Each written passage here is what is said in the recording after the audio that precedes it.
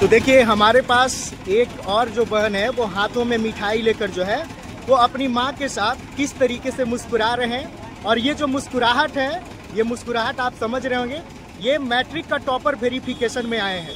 तो चलिए इनसे भी हम लोग जानते हैं सभी बच्चों के जैसा कि इन्होंने किस तरीके से अपना तैयारी किए और इस तैयारी में इन्होंने किन किन चीज़ों का त्याग किए, साथ ही ये अपना स्ट्रेटजी क्या था इनका, ये तमाम बातों पे हम लोग चर्चा करेंगे।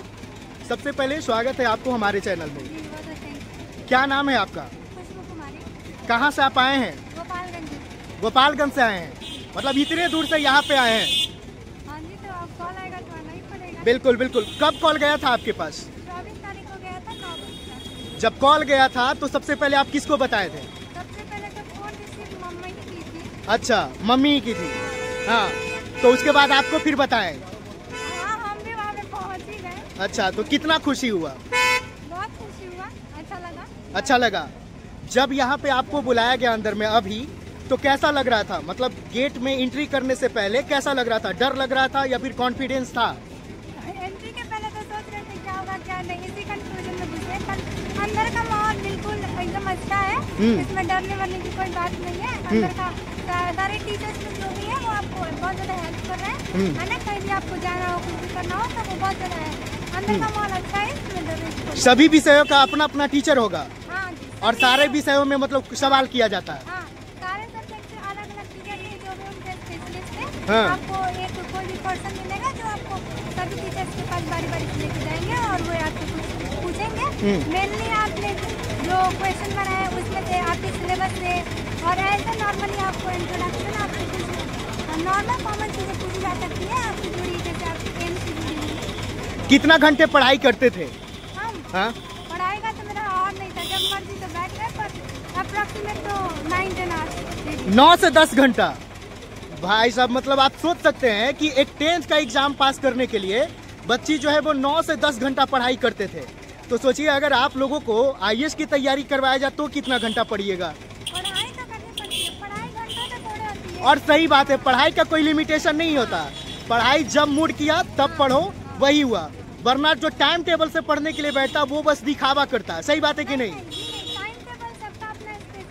टाइम टेबल होता है, ये कहने की बात सही है, लेकिन लोगों का कहना कि 18 घंटा पढ़ना, 20 घंटा पढ़ना, तो ऐसा लगता है कि जितना आप टाइम पे मतलब ध्यान मत दीजिए, ज्यादा से ज्यादा टॉपिक कवर करने की कोशिश कीजिए, यही ना? ज्यादा से ज्यादा टॉपिक नहीं, आपकी स्ट्रेंथ अब आप भी जान सकते हैं, आपको कितना एबिलिटी है, कितना आप गेन कर सकते हैं एक टाइम में। कोई भी चीज आप पढ़ रहे हैं, कम पढ़िए ज्यादा पढ़िए। आप तो एक टीचर के जैसा गाइड कर रहे हैं। आप ऐसा बोल रहे हैं जैसे लग रहा है आप स्टूडेंट नहीं, आप टीचर हैं। जी नहीं, सेल्फ स्टडी हम ज्यादा किए और एक ऑफलाइन में ट्यूशन किए और यूट्यूब से कॉन्सेप्ट क्लियर करते। अच्छा, कहाँ पे आप पढ़ाई करते थे? हम तो ऑफलाइन आर्या एजुकेशन इंस्टीट्यूट में पढ़ाई करते थे और घर पे मेरी दीदी भी थी जो बहुत ज्यादा हेल्प किया। सबसे ज्यादा काम जो आएगा वो सेल्फ स्टडी। सेल्फ स्टडी, बिल्कुल। कहीं पे ही आप पढ़िए, कोई भी संस्थान में, जब तक सेल्फ स्टडी नहीं कीजिएगा अच्छा नंबर नहीं आएगा। जी नहीं, मतलब टीचर आपको जो होते हैं वो गाइड करते हैं, बताते हैं, पर करना तो आप ही का सामने। आप मैथ में क्या सवाल किया गया था यहाँ पे? मैथ में मैंने तो यहाँ पे AP का एक सवाल पूछा गया था और ट्रिग्नोमेट्री एक सिंपल क्वेश्चन ही था और उसके बाद हमें AP में एक एसन इक्वल टू फार्मूला होता है। एसन क्या होता है? पूछा गया, तो आप यहाँ भी बता दीजिए। n/2 × 2a + n-1 × d। हाँ। एक फार्मूला होता है और एक n/2a + लास्ट टर्म होता है। हाँ, मतलब TN इक्वल टू होता है। हाँ, a + n-1 × d ये होता है। और क्या सवाल किया गया था? और मेरे से ऐसे ही साइन थीटा कॉस थीटा की कुछ वैल्यूज पूछी है और कॉपी में 1-2 क्वेश्चन बनवाए गए। वही AP वाला था जो सम ऑफ n टर्म्स निकालने के लिए होता है वो था और एक साइन थीटा कॉस थीटा की वैल्यू भी होती है, जैसे साइन 45 डिग्री। आप बताइए प्रायिकता का अधिकतम मान कितना हो सकता है? एक जो श्योर इवेंट होता है, 0 से 1 के बीच में होता है। हाँ। मैक्सिमम 1 हो सकता है अगर कोई श्योर इवेंट है तो। माइनस में प्रायिकता का मान हो सकता है कि नहीं? जी नहीं हो सकता है, क्योंकि इसका बाउंडेशन ये कि 0 और 1 के बीच में, 0 से कम नहीं होना चाहिए और 1 से अधिक नहीं होना चाहिए। साइंस में कैसा सवाल किया गया था? साइंस में से पूछा गया कि आप मायोपिया वगैरह पूछा गया है डिफेक्ट है और उसके बाद पूछा गया रे डायग्राम आप बनाती है, तो हमने रफ रे डायग्राम उनको बना के दिखाया जब उन्होंने बोला कि किसी ऑब्जेक्ट को फोकस रखते हैं तो इमेज कहाँ पे बनेगा। एक व्यक्ति है, उसको जरा दूरदृष्टिता का प्रॉब्लम है, उसको कौन सा, हाँ ये क्या बोलते हैं इंग्लिश में, अगर इंग्लिश इंग्लिश में थोड़ा प्रिपेयर इंग्लिश का इंग्लिश में पूछे। आप बताइए कि इंग्लिश में केमिस्ट्री आप पढ़े होंगे, हाँ। केमिस्ट्री में यहाँ भी सवाल किया होगा, हाँ। किया गया होगा। आप बताइए हाइड्रोजन जो है, हाइड्रोजन का मतलब एलिमेंट जो है उसका बताइए। एलिमेंट्स जो होता है वो एक ग्रुप ऑफ एलिमेंट्स होता है। बिल्कुल। एलिमेंट का फंक्शनल ग्रुप भी सेम होता है और जो जनरल फॉर्मूला है वो भी सेम होता है। बट जो सक्सेसिव मेंबर्स होते हैं उस ग्रुप के, वे एक उनके बीच का एक डिफरेंस होता है CH2। ऑक्सीजन का वैलेंसी कितना होता है? हाँ? नाइट्रोजन का, नाइट्रोजन का 3, हाइड्रोजन का। 8। वाह, देखिए हमने जितना भी सवाल किया सारे सवालों का जवाब दे रहे हैं। कहीं ना कहीं आज इसी कारण है जो इनको टॉपर वेरिफिकेशन में बुलाया गया है। और सारे सवाल हमने कर लिया, मैथ से भी कर लिया, साइंस से भी कर लिया। अब बचा आर्ट्स, तो आर्ट्स से भी कुछ बता दीजिए। आर्ट्स में हिस्ट्री पढ़े होंगे, हिस्ट्री में मार्ले मिंटो सुधार पढ़े हैं? क्या? मार्ले मिंटो सुधार नहीं, मॉन्टेग्यू चेम्सफोर्ड अधिनियम। मांडेस्को चेम्सफोर्ड अधिनियम, हाँ ये भारत शासन अधिनियम जो है तो इसके बारे में डीप नॉलेज तो नहीं है, पर भारत शासन अधिनियम जो है तो मांडेस्को चेम्सफोर्ड अधिनियम। गांधी जी की 2 बातें आपको कौन सी अच्छी लगती है?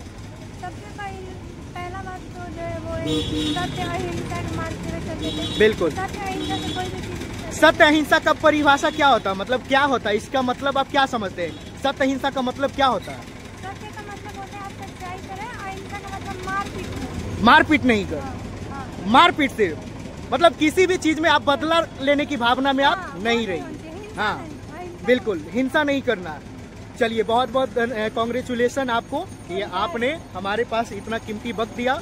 और साथ में कौन है? साथ में मम्मी आई है। मम्मी है। मम्मी जी कितना खुशी मिल रहा है आपको? हाँ हाँ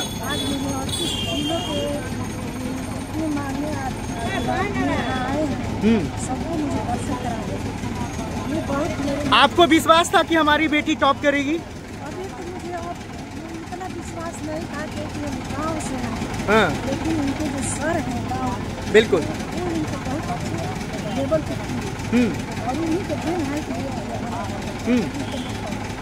गांव समाज में कहा जाता है कि बेटियों को ज्यादा मत पढ़ाओ, बेटियां जो है पढ़कर क्या करेगी। आप इसके ऊपर क्या कहिएगा? गलत बोल रहे हैं बोलने वाले, लेकिन उनके जो सर है हाँ वो नहीं सब वो कहते हैं कि डिस्क्रिमिनेशन होना ही नहीं चाहिए। बिल्कुल। लड़का या लड़की है दोनों कर सकते हैं, दोनों को अपनी आज़ादी से जो भी करना चाहते हैं करना चाहिए। सर इसमें कोई भेदभाव नहीं रखते हैं, वो जितना शिक्षा बच्चों को देते हैं उतनी शिक्षा बच्चों को देते हैं, इसीलिए आज बिल्कुल। आप आगे क्या करने वाले हैं 10th के बाद? 10th के बाद हम साइंस स्ट्रीम लेंगे, जिसमें हम इंजीनियरिंग करेंगे। इंजीनियरिंग करेंगे? कैसा इंजीनियर बनेंगे? पुल गिरा देने वाला या फिर रोड तोड़ देने वाला, कैसा बनिएगा? भ्रष्टाचार इंजीनियर? जी नहीं, तो ऐसा क्रिएटिव इंजीनियर। बिहार में इतना सारा पुल गिर रहा है, आप इंजीनियर बनने की चाहत रखते हैं, इसको दूर कैसे किया जा सकता है? बिहार में तो सारा चीज ही वैसा है ना? हाँ। पुल की बात नहीं है, बिल्कुल, स्कूल सब कुछ भ्रष्ट चल रहा है। इसको कैसे आप सुधार करेंगे? इसके सुधार के लिए तो सारी चीजों में सुधार जरूरी है। शिक्षा से लेकर के शिक्षा व्यवस्था जो उसमें सुधार करना चाहिए, और जो भी स्कूल वगैरह भी गिरा तो सरकार का भी फोकस होना चाहिए। और अगले वर्ष जो बच्चे एग्जाम देने वाले हैं 10th का, उनके लिए क्या कहिएगा, कुछ संदेश? अभी तो उनका शुरुआत है, अच्छे से पढ़िए, कॉन्सेप्ट अपना क्लियर रखिए, एक प्रॉपर स्ट्रेटेजी से लेकर सामने। चलिए बहुत बहुत धन्यवाद।